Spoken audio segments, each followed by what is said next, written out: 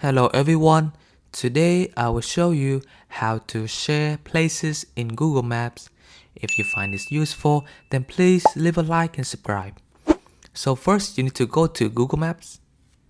So let's say I want to share this place to my friend. I'm gonna click on that places and then go to share.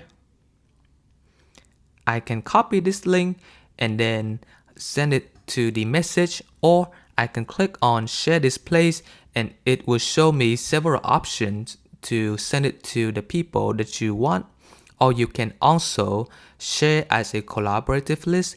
So basically you will add people to this location and then they will be able to see the location that you share with them.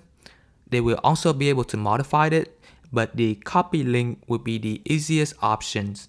And that is how you can share the location. If you find this useful, then please leave a like and subscribe.